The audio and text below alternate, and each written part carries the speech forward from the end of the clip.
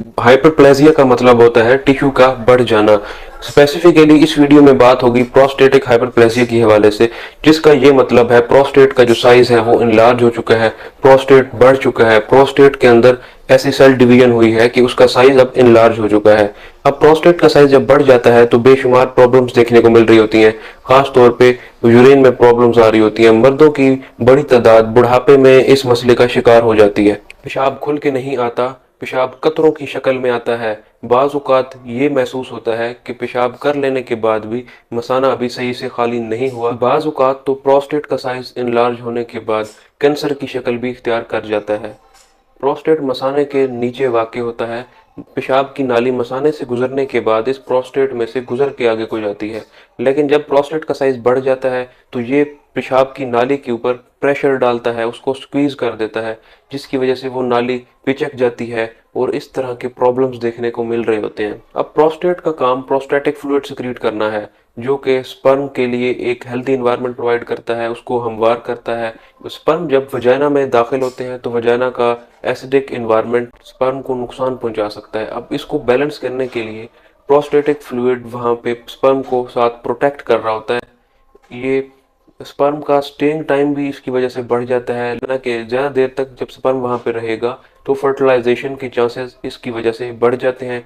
तो इस लिहाज से प्रोस्टेटिक फ्लूइड एक अपना अहम रोल प्ले कर रहा होता है। बाद प्रोस्टेट का साइज इस हद तक बढ़ जाता है कि वो मसाने की दीवारों पे भी प्रेशर एक्सर्ट कर रहा होता है, जिसका एंड रिजल्ट ये निकलता है कि मसाने की दीवारें सिकुड़ जाती हैं, वो प्रॉपरली मसाना पेशाब को फिल नहीं कर पाता, जिसकी वजह से थोड़े से पेशाब दाखिल होने के बाद भी बार बार यूरिन करने की, पेशाब करने की हाजत महसूस होती है और ये काफ़ी प्रॉब्लमेटिक सिचुएशन बन जाती है। यूरिन पास नहीं करेगा, यूरिन वहाँ पे स्टे करने लग जाएगा, तो जिसकी वजह से इन्फेक्शन का रिस्क बढ़ जाएगा, यूरिनरी ट्रैक इन्फेक्शन हो डैमेज हो सकता है। इसका बर वक्त इलाज करना बेहद ज़रूरी है।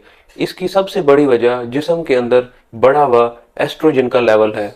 समझा ये जा रहा होता है कि प्रोस्टेट का साइज जो इनलार्ज हो रहा था इसकी वजह टेस्टोस्टेरोन हार्मोन है, लेकिन दरअसल ये एस्ट्रोजन की वजह से हो रहा होता है, क्योंकि बढ़ती उम्र के साथ तो टेस्टोस्टेरोन का लेवल कम होने लग जाता है। अब एस्ट्रोजन भी टेस्टोस्टेरोन का एक बाय प्रोडक्ट है।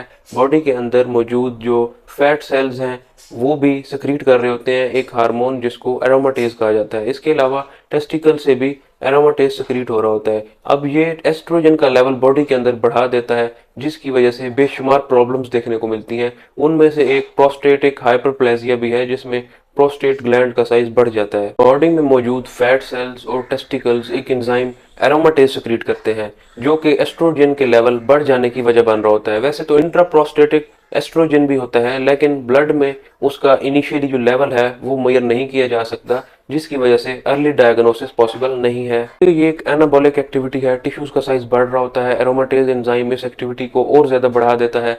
इवन के प्रोलैक्टिन का भी लेवल जिस्म के अंदर बढ़ जाता है। अब इसको कंट्रोल करने के लिए कुछ ऐसी रेमेडीज हैं जो कि एरोमाटेज एंजाइम को सप्रेस करेंगी, जिसकी वजह से एस्ट्रोजन पे काफी हद तक काबू पाया जा सकता है। बॉडी में फैट सेल्स बनने की सबसे बड़ी वजह इंसुलिन रेजिस्टेंस है। ब्लड में बढ़ा हुआ ग्लूकोज का लेवल इंसुलिन की रेजिस्टेंस की वजह बन रहा होता है। तो ऐसी डाइट को जरूर अपनाना चाहिए जिनका इंसुलिन इंडेक्स ज्यादा नहीं है, क्योंकि इस कंडीशन में इंसुलिन एक्टिवली परफॉर्म नहीं कर पाती, उसको रेजिस्टेंस का सामना करना पड़ सकता है। जो सेल्स हैं वो इनसेंसिटिव टू इंसुलिन हो जाते हैं। On the other hand cells के अंदर इनफ ग्लूकोज जा चुका होता है और वो मजीद ब्लड ग्लूकोज का लेवल कम नहीं कर पा रही होती। फूड को जरूर चेक एंड बैलेंस के साथ खाना चाहिए, कीटो डाइट की तरफ आना चाहिए। कीटो डाइट के बाद आपकी बॉडी के अंदर ऐसे सिंपल कार्ब्स नहीं होंगे जो कि इंसुलिन के लिए रेजिस्टेंस की वजह बन रहे थे। कम्प्लेक्स कार्ब्स जो कि इजीली डाइजेस्ट हो जाते हैं, फैट, हेल्दी फैट और प्रोटीन पे मुश्तमिल होती है ये कीटो डाइट। जब बॉडी में से फैट सेल्स कम हो जाएंगे तो एरोमाटेज एंजाइम का बनने का सोर्स भी कम हो जाएगा। नेक्स्ट नंबर पे कुछ ऐसे डाइटरी आइटम्स हैं जिनको रूटीन में ऐड कर लिया जाए तो वो भी इस प्रॉब्लम में आपको हेल्प आउट करेंगे। फर्स्ट पे आ जाते हैं cruciferous vegetables, green leafy vegetables, cabbage. उसके अलावा आप टोमेटो का यूज कर सकते हैं, खीरे का इस्तेमाल बढ़ा सकते हैं, अदरक, पालक, लहसुन और प्याज।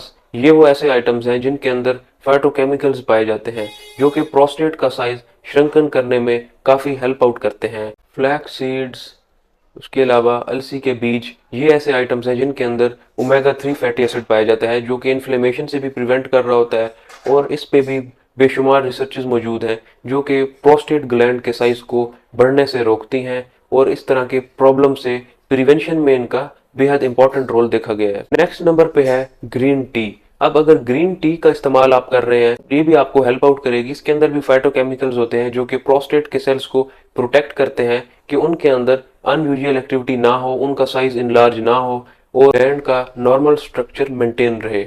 जो मोस्ट पावरफुल रेमेडी है वो है सिट्रस पील थेरेपी।